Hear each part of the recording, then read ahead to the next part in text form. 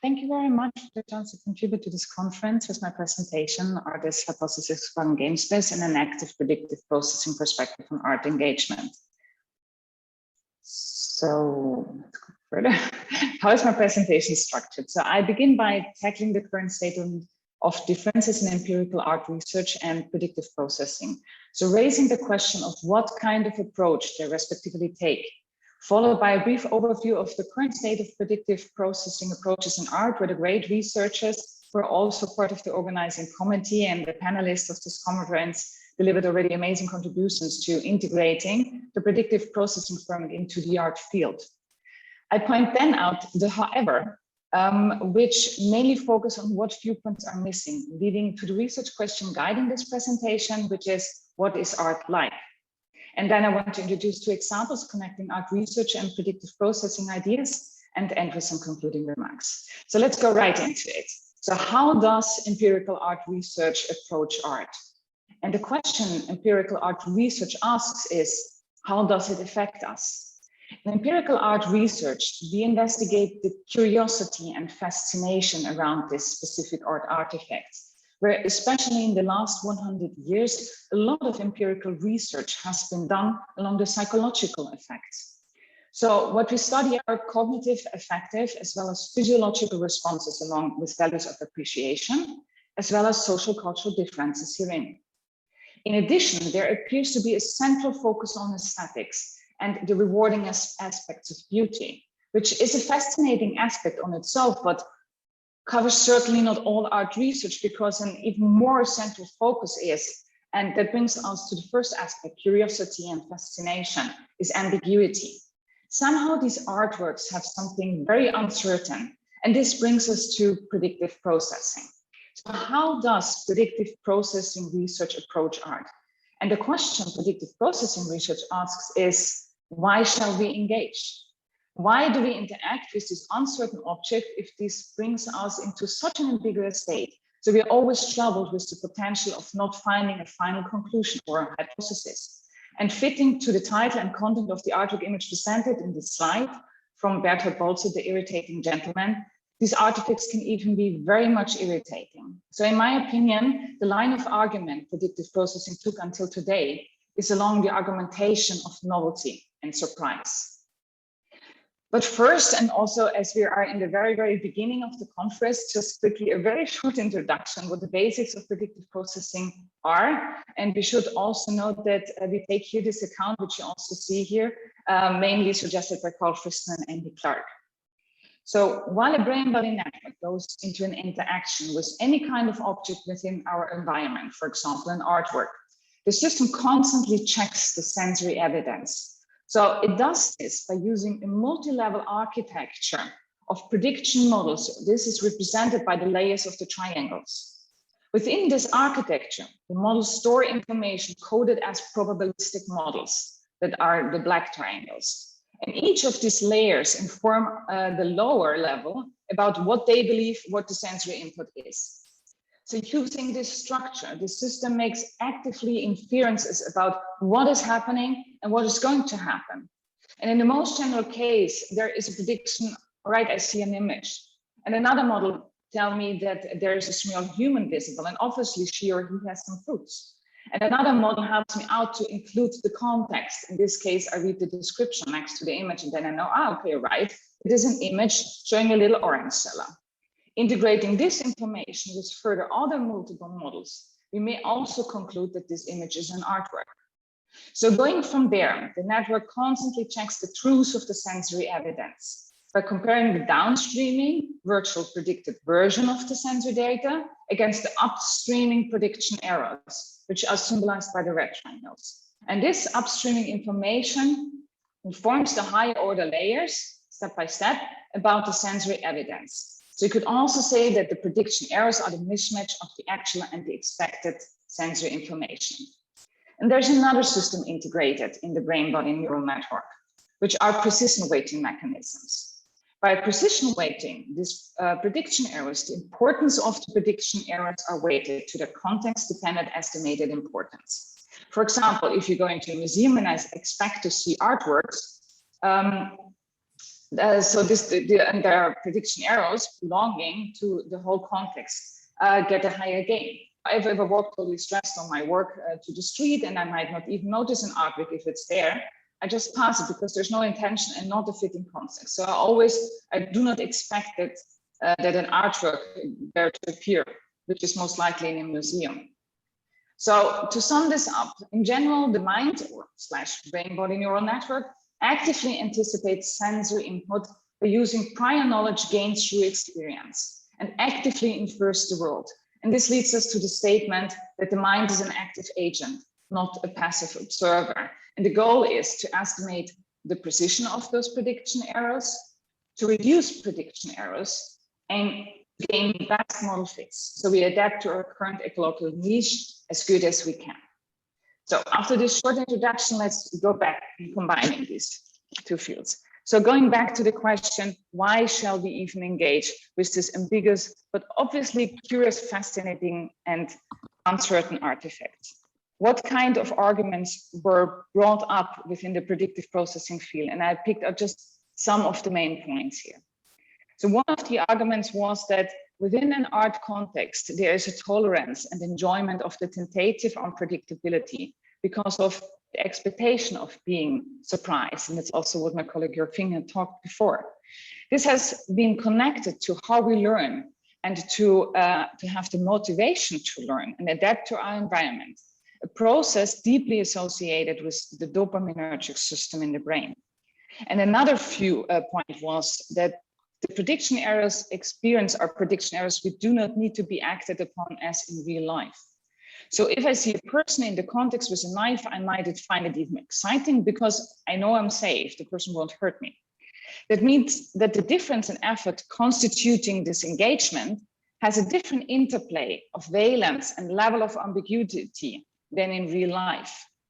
The context information modulates the experience and enables empathy, introspection, or pleasure in, for example, artworks presenting evil.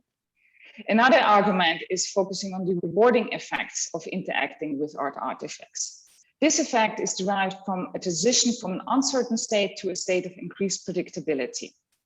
So this is in general the case if the predictive processing theory is correct, but it is very interesting within the art domain because it explains why we sometimes take our time with artworks, take our time with getting aha moments, and taking into account a delayed prediction confirmation.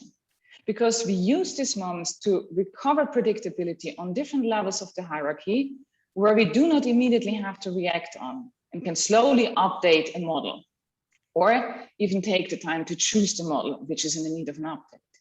So the funny fact is that in general, our mind wants to reduce prediction errors, but it appears within an art context, we intentionally create prediction errors that may not be possible in the natural environment. And this might be used as a specific feature to enable model verification. And I will come back to this point later in my presentation. So you might come up to the conclusion that art is a perturbation of the mind. And the focus until today of predictive processing, especially within the visual arts, is mainly looking at why do we even engage in such activity. However, a major research gap is understanding the art artifact itself. What do these artifacts have? What other artifacts do not? Where and when can we find them? What can one do with it what I cannot do with other artifacts? So the research question within this presentation, and which I like to discuss, is what is art like? And I try to give a beginning of an answer along the following 4 premises. 1, defining art artifacts. 2, defining the where and the when. 3, defining the quality of the engagement. And 4, it represents an all-encompassing premise enabling art even to happen, which is the safe space. So let's go right into the first premise. The first premise starts to look at what is special on these artifacts. And for this, we made a review of philosophical viewpoints, but also current empirical art approaches. And what we found is that these artifacts, which were before called as uncertain objects, may have indeed some very special qualities. So art artifacts are salient by showing things differently. And they do this on very different levels. So it can be the content, it can be the style used, an abstraction of an emotion, an idea, or a social situation. And even the artifact itself, how the brush strokes are used to depict something from the environment.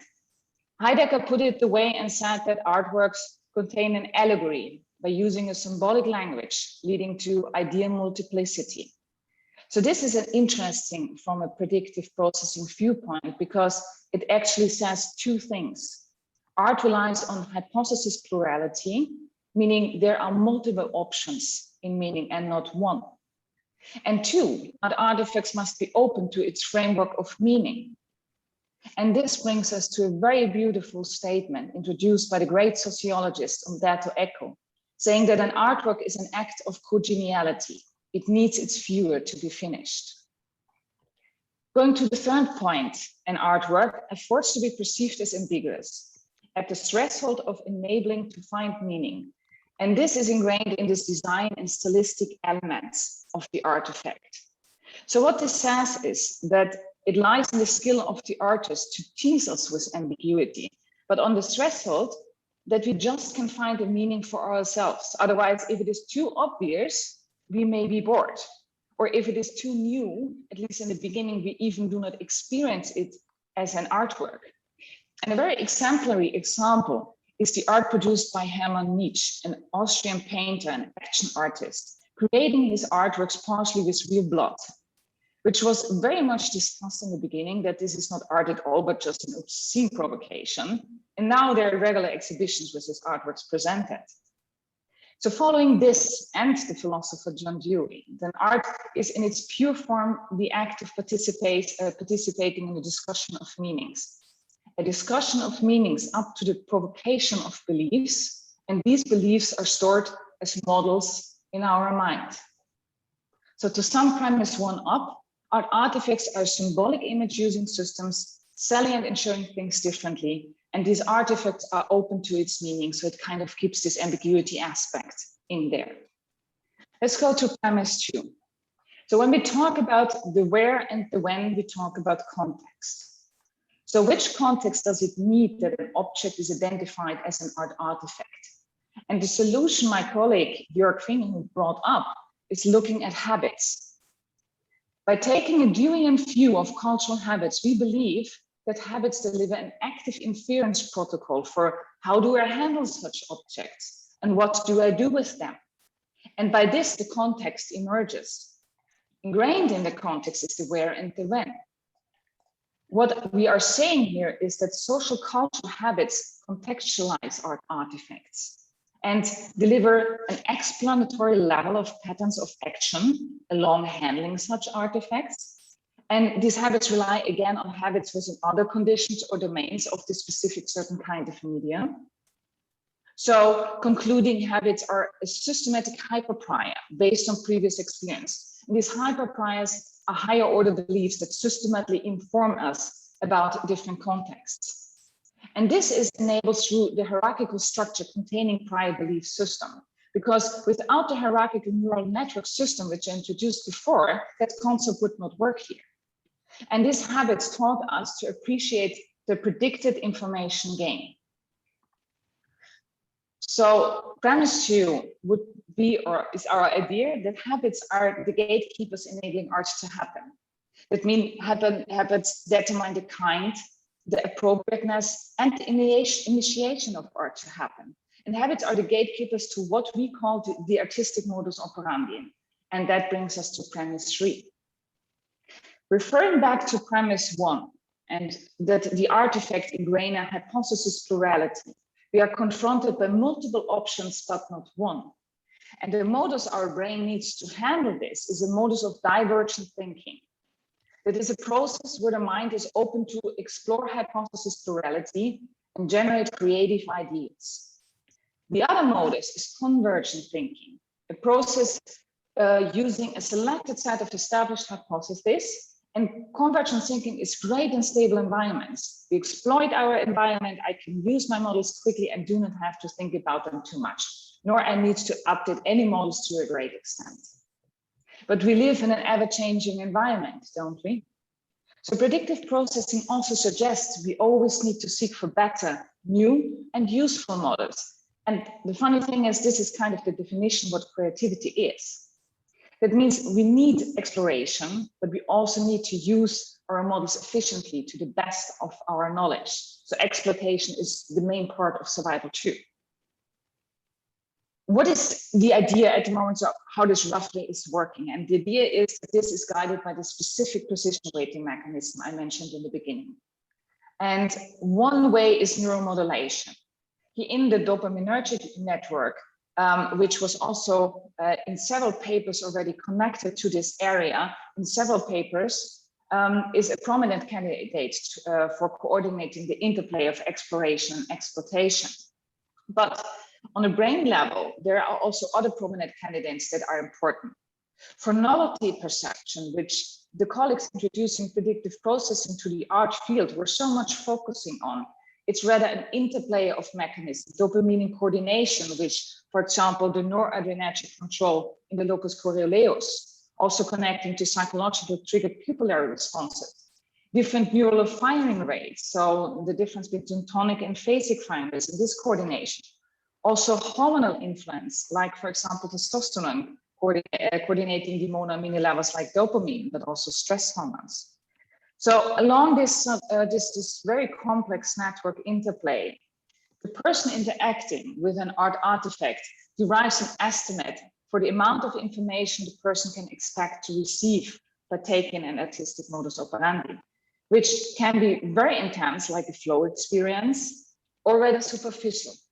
And we would suggest that the predicted information gain within an art concept is a model in itself that drives the person to initiate this modus, bringing the person into a state of weighting, positions, and prediction error gain within an open space of meaning. But we also need to finish the artwork, right? So in the end, we will keep just a few hypotheses or even only one conclusion, so one cherry. That means during the process, we can play within the space, updating different aspects and models which are in the need of an update. So I show this image because a very good friend of mine, which was confused and irritated for a while, but couldn't explain it in words. And we walked through a museum and she stopped, said to this artwork, "That is exactly how I feel. Being a woman in a conversation with a man in me, the one who is constantly present, but not as softly accepted by my female side. The only both of them create the biceps of my being." That image may give nothing to another person who may not have the necessity of such emotional model update. Without engagement, we can update models possibly on every level within the hierarchical structure. We validate this by knowing that art artifacts are a social culture good meant to communicate ideas or beliefs. That is how we can be sure that at least the artist has a similar model, or at least we believe that, we make it our truth that the artist meant it like I understood it. This is why we would argue that with artworks, we may be able to use them for model verification, but which model I choose to be verified is again an open choice. So to sum it up, art allows us to explore our hypotheses, our ideas and beliefs, but it also, to come to our own personal conclusion. And there's only one premise left, and that is this all-encompassing that we know that interacting with art artifacts is safe. Because without this, all the other stuff which we suggest here would not work. So our conclusion is that art engagement is a hypothesis exploring game space and then a dynamical activity. So I still have a bit of time left to go into to empirical. So I want to introduce or want to bring up a study example, the aha state of gestalt recognition in abstract art. And in here, one main focus was to investigate the interplay of fluency and accuracy. So what does fluency mean? Fluency means how easily a stimulus or a content can be processed. And the fluency effect in art pieces is a positive effect associated with the ease of processing. And this is a resoundingly proven effect in many empirical studies and areas. One way to test this is with abstract cubist art. So the more fluent and abstract artwork is, the quicker these artworks are recognized and the more they are liked. And the fluency effect fits actually quite nicely into the predictive processing viewpoint. I have a good model, I use it quickly, and I like this. But studies which have found also contradictory results are then against the fluency effect. And these are mainly focusing on complexity and the rewarding experience in challenging artworks. These approaches also fit nicely into the predictive processing viewpoint, arguing that the delay in perceptual shifting is fine in case it enhances accuracy in predicting the visual stimuli correctly, also associated with rewarding emotions. The difference, though, is that the ease in processing comes after I got accurate insight, so experience an aha. And predictive processing agrees with the concept of aha because we do not want to have a model for something which has no meaning. There needs to be some accuracy in there. So what we did is the study was designed that we used Cubist artworks on different levels of abstractness. That was operationalized that was our operationalization of degree of fluency. So we had high fluency artwork like the portrait of Pablo Picasso, which you see in the left upper corner, but we also had high and medium fluent artworks. These artworks were shown as flashes in the first block, with flashes for 50 milliseconds 10 times. And within this time, the participant needed to detect an abstract face in an artwork. Of course, we also had artworks without faces, but with landscapes, just also as fillers and as control. And the important thing here is that the participant needed to be fast because, yeah, they did not have very much time, but they also needed to be accurate. So the participant could take two strategies. Either participant just go with the fluency and have fast response times with high fluent images and with faces, because faces are very much learned concept of recognition. And then longer response times with low fluent imagery. And that has actually been found with the same artworks in two studies. But participants could also say, okay, I want to be accurate with the low chances they even have. During that short period of time. So that would mean faces and high fluent artworks, I have a higher chance to make a good prediction. So I take a bit more time until I respond to be sure, and actually respond quicker for the ones where I do not have most likely no chance. So in the sense of, I just leave it because I won't get it anyway. And this kind of attitude we also find actually in a museum. And we hypothesized actually the latter, and we actually found that. We found a significant main effect of stimulus contact, so with longer response times for faces than for landscapes. And we found a significant main effect of degree of fluency with longer response time for high fluent artworks, but no difference in medium and low fluent artworks. So they were slower with the low fluent artworks. How can we start understanding these results? So we can understand that this was a social gaming situation and the participants just act along their chances according to the best possible performance. We can also understand it along the aha experience and insight, which we discussed in the paper.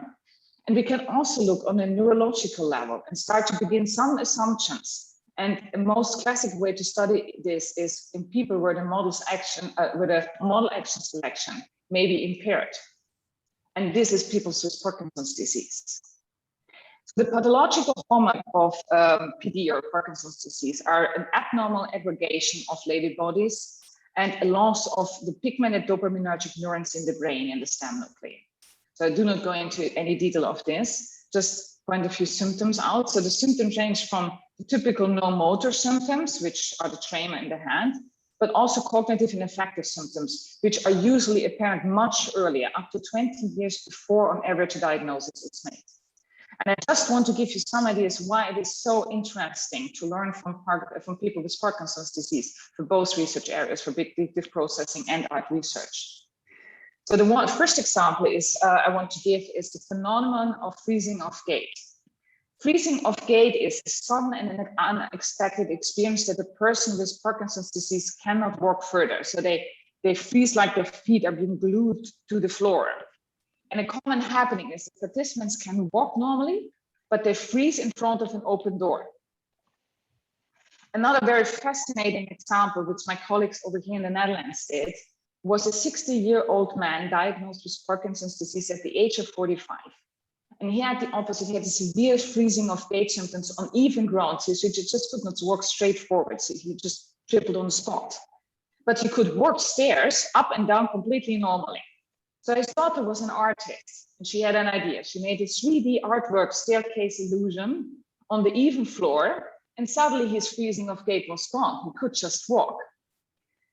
This all adds up to a very nicely saying from 1921, a person with Parkinson's disease, confined to a wheelchair, will run out of a building at the sign of a fire. So this leaves us with some very curious ideas when we try to look through a predictive processing glass. So is there a problem in switch between exploitation and exploration? Are people with Parkinson's disease even still be able to generate new models? So can they learn? Can they be creative? Is there a problem with choosing the right model, or a problem in communication between the hierarchical structure?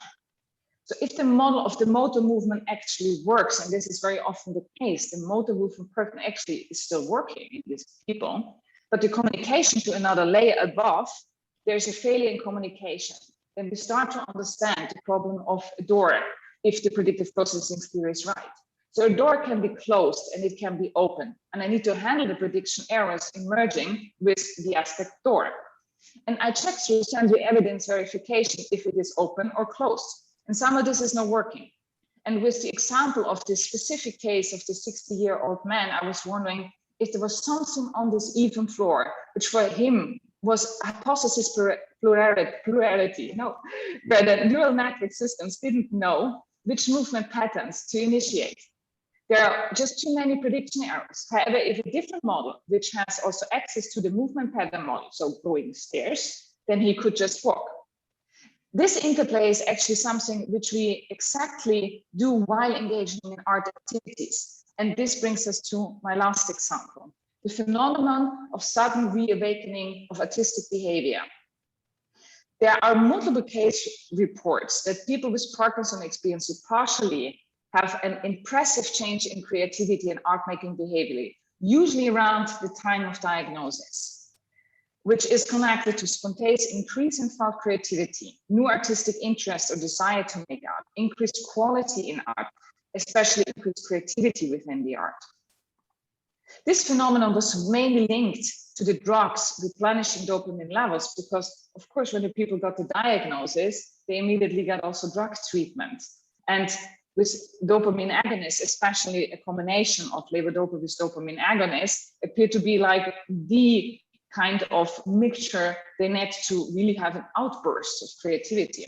But we believe, and this is a current project we are working right now, in the collaboration study with the art projects and in the Netherlands, in the Radboud University, we believe that this is kind of a combination of the drugs, disease-related brain damage, and person-related contextual factors.